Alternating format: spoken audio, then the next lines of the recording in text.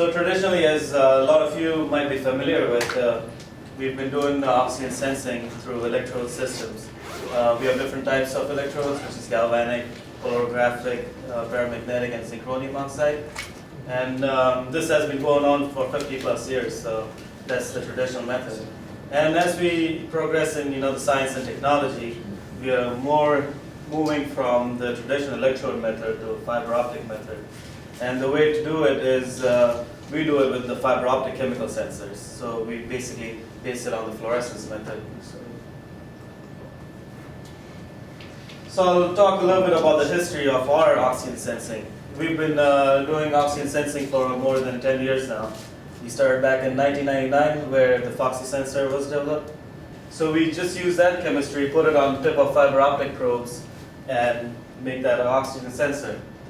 Our core market was basically spectrometers, and it's still spectrometers. So we use those fiber optic probes with the fiber optic link connected to our spectrometer and basically measure the intensity of the light, the fluorescence intensity. Foxy was a very successful product, and looking at the market, we got approached by different customers such as Air Force, NASA, and they wanted us to develop a chemistry which can stand in hydrocarbons. So we came out with a high oxy coating in about 2003, and we've sold that since then, and it's been pretty successful in the aviation and other industry, hydrocarbon industry. And another coating which you'll hear about is a phosphor coating. Phosphor coating is something which is very sensitive to oxygen. When people are want to measure low traces of oxygen, they want to choose the phosphor coating because it's very sensitive at lower levels of oxygen, some to sub ppb levels. As science and technology started improving, we saw some disadvantages of the spectrometer in terms of the ambient light effects and the intensity measurement. So we switched to something called the phase measurement. Now what we're doing is, instead of measuring the fluorescence intensity, we're measuring the phase shift of how we excite it and how we detect it. So here's the instrument which was made by Tau Theta. We were basically buying that instrument and selling it with our fiber optic probes in the fiber optic link. So what we were doing is running their software on the background, then running ocean optics software to calculate the amount of oxygen. And that kind of became a cumbersome, customers weren't too pleased with that. So what we did was come up with our own phase electronics designed towards our own sensors, and which is called the NeoFox. Each one of you guys have that on the table. That's our NeoFox Phase Electronics, and we've designed our software accordingly. Pretty soon in the coming months, we'll have the same NeoFox, but it will be the handheld portable version, which will be called NeoFox 4. So our way of oxygen measurement, what we do, our main strength lies in the chemistry, which is basically a thin film sol gel-like sensor. And what it is, it's a sol gel matrix which has the ruthenium compound embedded in it. The ruthenium compound is very sensitive to oxygen. So you'll have applications where people will say, oh, I have CO2 in my process as well. Do you think CO2 is going to affect it? The ruthenium is only sensitive to oxygen, so we don't have to worry about any other gas interferences. The ruthenium compound basically fluoresces when we excite it with our blue LED, and the fluorescence depends on the amount of oxygen present. So when there's no oxygen, we have a very high fluorescence, and then when there's oxygen present, the fluorescence is low. So that's how we compute how much oxygen is in there. And that theory is called dynamic quenching. So here's our method. This is what we do is coat our fiber optic probes with the sol gel, and we excite the sol gel with a light, and then we take the fluorescence signal back. The fluorescence method basically measures the partial pressure of oxygen, so it can be dissolved oxygen or gaseous state oxygen. What happens is the oxygen has to diffuse through that sol gel film over there for the sensor to respond. And that level of fluorescence is basically related to our oxygen partial pressure. So it works something like this. This is our excitation, the blue LED, which is around 470, and then we get a fluorescence signal back around 600 nanometers. So here's the blue light which comes in. The fluorescence takes place at the tip of the sensor, depending on the amount of oxygen, and then we get a fluorescence signal back. So if if we get approached by a customer, they want to measure oxygen, what are the components? The first thing we ask is, do you want to do an invasive measurement or non-invasive? But when customers cannot disturb a package, or they want to measure oxygen non-intrusively, that's when the RedEye patch comes into play. So the components over here are the electronics, which is the phase measurement, NeoFox Electronics. We have the bifurcated fiber, which is the link, which is used to carry the blue signal and the fluorescence signal back. The RedEye patch, which is the oxygen sensitive patch, and also the temperature probe.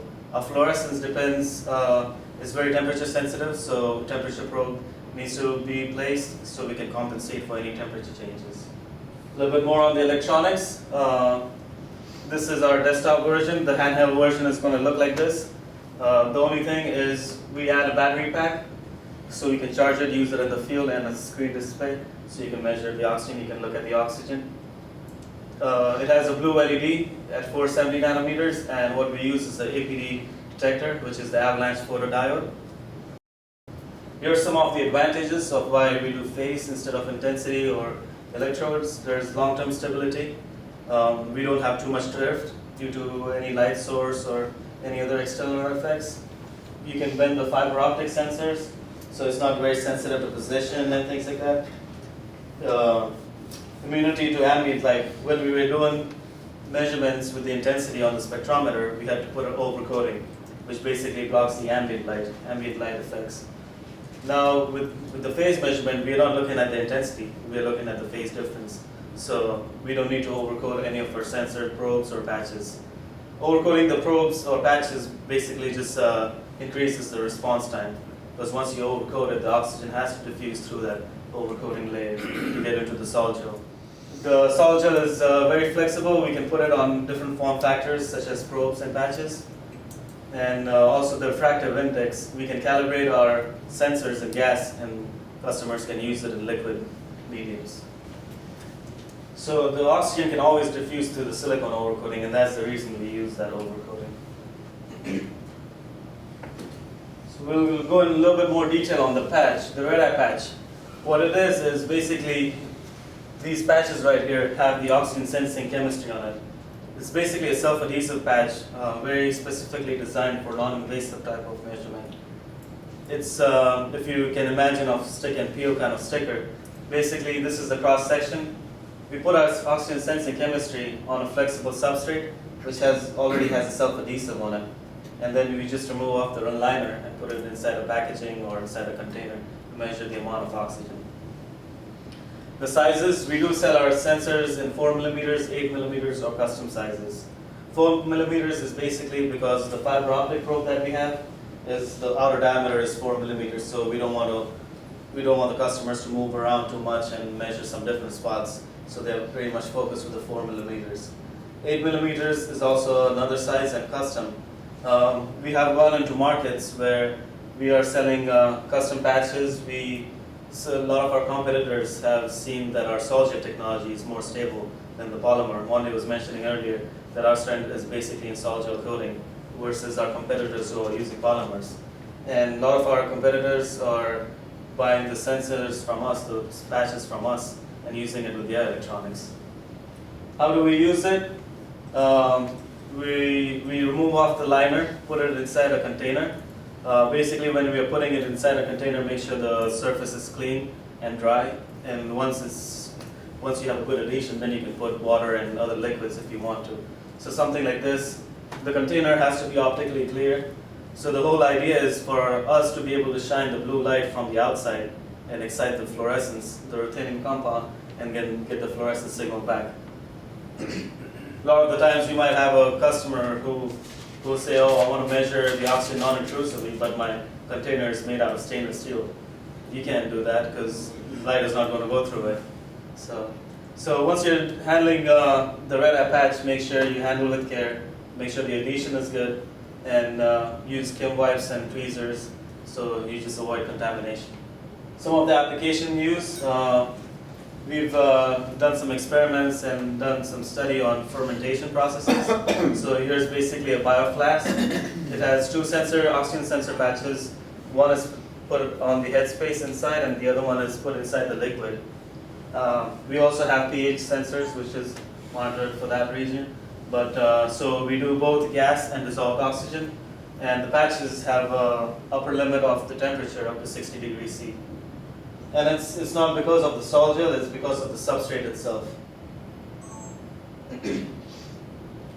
Here's how a software looks like once you buy our NeoFox Sport or NeoFox desktop version. This is the software, the main basic screen. You'll see the concentration of oxygen. What we talked about, the lifetime, is right over here, the tau value. To see if your sensor is working good, if your sensor has a good fluorescence intensity, you can look at the signal level over here. You always want to be in the green region. Once you're in the yellow or the red region, that means your sensor needs to be refurbished. The probes can be refurbished. The patches are sold for disposable use, so you can always replace the patches. And as I mentioned earlier, now we've designed the electronics, so we've made the software according to our specifications. Our software comes embedded in it, has different units. So if you're doing dissolved oxygen, the measurements are in ppm. A lot of customers, they want to measure the partial pressure, which is in torr, and some people prefer the oxygen concentration units in micromole per liter. So it's just a simple drop-down menu, and you can change the units, and the calculation takes place automatically. It's in the software. When you're doing the units other than percent oxygen, you definitely need a temperature input, be it from the temperature sensor, which you can always connect on the back of the NeoFox, or you can manually enter the temperature if you know what the temperature of your environment is. Here's the three different formulations we talked about. All three are oxygen sensors, FOXy, high oxy, phosphor, and each one of our sensor we excited at a different frequency. So once you select that, the software automatically changes the frequency of the electronics. Once you click over here on the main screen, you can start and stop logging data. We log our data in .csv file, which can be easily opened up in Excel and do some more calculations or manipulations. You basically come, say start logging, you choose your file where you want to save it, either on your computer or flash card or anywhere else. We can also specify the logging interval. So some customers might be interested in logging every second to make sure there's no changes. Some people are comfortable logging it every minute or every hour. So we have the flexibility to choose that. Once you're done, you can just say save and close the window. Calibration. We usually try to sell our sensors with calibration, factory calibration, but the customers do have the option to calibrate the sensors themselves. Be it probe or patch, either one, they can do it themselves as well. Our factory calibration is more intense in terms of different temperature range and oxygen levels. When a customer can calibrate, they can only do like a simple 2-point calibration at a constant temperature. So that's the 2-point calibration, and then this is the factory calibration, which is multi-point. All the factory calibration comes on a CD, so once the customer gets the factory calibration, he can just open the calibration file, locate the file on the CD, and upload the calibration. If not, they can always perform a 2-point calibration. The temperature sensor, if you're doing a 2-point calibration, you don't need a temperature sensor. You're basically assuming that the temperature you're calibrating at is going to be the same temperature you're going to take the measurements at. So that's a 2-point calibration. If you have an external temperature sensor, which you can plug it on the back of the NeoFox, you select this option which says use NeoFox temperature sensor, or you can always fix the temperature if you know the temperature of your environment is going to be constant. This is optional data for the customers. If they want to select what kind of sensors they have, they might have different sensors. They can put the serial number, they can add notes to it. So here's the screen. If the customer decides to do a 2-point calibration, here's the screen what a customer should see. 2-point calibration is basically exposing the sensor to two known concentrations of oxygen. One has to be definitely a 0-point oxygen. The other one can be room concentration air, which is 20.9%, or any other known concentration, which is higher than 0%. This is just a simple linear fit. This simple equation, y equals to mx plus b. You're calculating the slope and the offset. One important thing to notice over here and keep in mind is when you're doing a calibration, 2-point calibration, make sure you're measuring at the same temperature. Here we talk about the factory calibration. As I was mentioning, we have a very intense way of calibrating it. What we do is we take the sensor, expose it at different temperatures and different concentrations. So when a customer says, I want to measure oxygen in this environment, we basically go back and ask them, what is your temperature range? How much is the temperature going to fluctuate? Because all the fluorescence quenching method is temperature dependent. So the temperature and oxygen concentration is what is important. And pressure. You want to also know what kind of pressure they're working at. Are they working in vacuum? Are they working at high pressure? Or are they working at 1 atmosphere? So what you see over here, you see these different curves are basically curves at each temperature. So you can see this sensor is calibrated from 4.75 to 36.85 degrees C. And each one of these are basically representing each temperature. In this case, what we've done is taken the sensor and put it in an environmental chamber, put it at 4.75 degrees, around 5 degrees C, and holding it at that temperature, we are changing the oxygen concentration. So each point you see over here is a different oxygen concentration on the x-axis. We've noticed that our sensors, as we increase the concentration, it tries to be more polynomial, and we get more accuracy having a polynomial fit. If I were to choose a linear fit, the calibration wouldn't hold that good as much as it's holding right now with the quadratic, the second order polynomial fit. Once a customer receives this calibration, we compute the calibration coefficients, and once you say download, it's loaded on the firmware of the NeoFox. So all the calculations are done on the processor of the NeoFox. Some more features of the software. We have the option to go to advanced settings. If you go view and select advanced settings, it opens up this tab over here. A few important features over here. A lot of times the customers are interested in taking measurement only once a minute or maybe once an hour. And what you can do at that point of time is tell the LED to turn on for 2 seconds, and then you can turn it off for 58 seconds. So basically, you're measuring once a minute, you turn on the LED, take some measurements in the 2 seconds, and then turn it off. This helps you extend the lifespan of the sensor.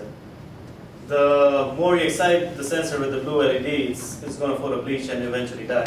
But you can always prolong the lifetime of the sensor in this way. Another thing is salinity correction. A lot of the seawater applications, people want to measure oxygen in seawater, but seawater is more highly salinity. It has high salinity, so that's the same thing in the advanced settings. You have the correction right there. You can put in the salinity correction factor, and it automatically compensates it for the amount of oxygen.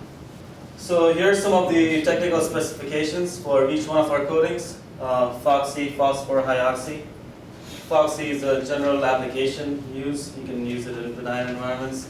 Phosphor is the one which is very sensitive, and it's used for measuring the low traces of oxygen. It goes down all the way to sub-ppb levels, if you notice over here. So if somebody wants to measure oxygen between 50 to 60%, we wouldn't recommend a phosphor because it's not that highly sensitive at the high end. So we would recommend probably a FOXy or a hyoxy. And FOXy and hyoxy, they would go from 0 to 100%. The temperature ranges is from -20°C to 60 degrees C. It is not on based on the sol gel coating, it's based on the substrate itself, because the substrate won't be able to handle more than 60 degrees C. If we put it on our probes, we put the same sol gel coating on the probes, we can take it up to 82 or even 100 degrees C. Here's the resolution. We talk about the accuracy in here, minimum detectable level. All these specifications are available on our website, so anytime you need to refer to it, it's on the websites and in the catalog. Talk a little bit more on the application side. We have been successful in various applications, from fermenters to bioreactors. Bioprocess industry uses a lot of our sensors. Water quality, we do put overcoating on our water quality because it protects against biofouling. So that's one of the applications where we do still use overcoating. We've always been successful in the R&D markets, universities. A lot of our customers use our oxygen sensors. Recently, we have been certified for the USP Class 6, and that has allowed us to enter the pharmaceutical and medical packaging industry. We do need EPI approval, so We are working on that. Not that successful yet, but we are still getting in that market. So what you guys have connected to your computer is basically a NeoFox. NeoFox uses a power supply and a mini USB cord, which is connected to the computer. The front end of it is connected to the fiber optic link. This fiber optic link basically is going to point to your glass. Your glass has a small RedEye sensor in it, which is stuck inside the glass. You can use that, and once you locate the RedEye sensor, basically point the fiber optic probe to the sensor, to the RedEye patch. How close do you have to be? Touching it, or? Not necessarily touching it. A few millimeters away would be fine. A good way to look at it is look at the signal level over here to see if it's in the green region. Once you're in the green region, you have a pretty good signal. You're basically measuring a pretty good fluorescent signal from the RedEye patch. And what you'll do is wait for the tau value to stabilize. A good way to see, you can always move the glass away from the fiber optic and see how it affects it. You'll see once I moved it too far away, I've dropped in my signal level. So you want to keep it pretty close to it. Once you've fixed the fiber optic and the glass, what we'll do is we'll wait for the lifetime, the tau value to stabilize. Once we see a pretty stable tau value, we'll do a quick 2-point calibration. We'll go to Options and go to Calibration. Once we're in that screen, we talked a little bit about that. If you have the factory calibration, you can always open it. Customer has a choice to do a 2-point calibration. That's what we'll do right now. And the temperature, which we'll select none for now because we're doing a 2-point calibration.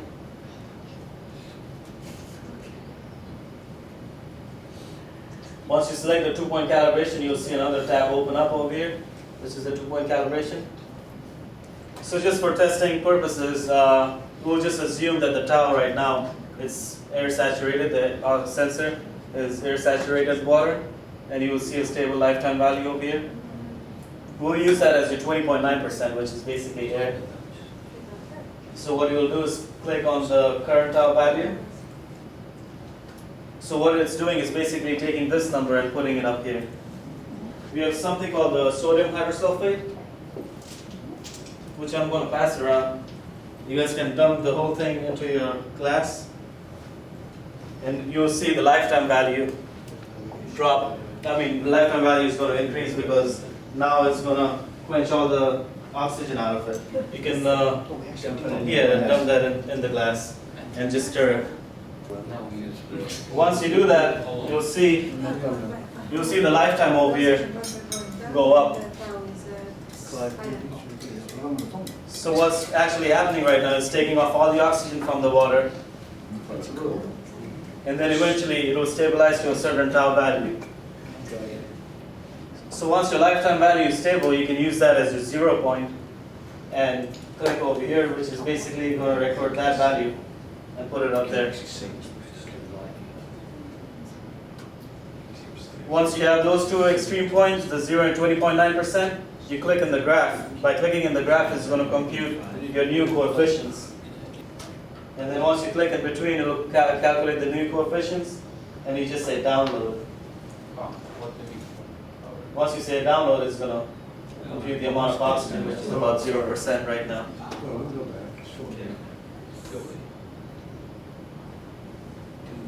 So basically, if it says -1, you go back to the 0 point and then rescan the 0 point over here. And that's it for my part. If you guys have any questions, please feel free to ask.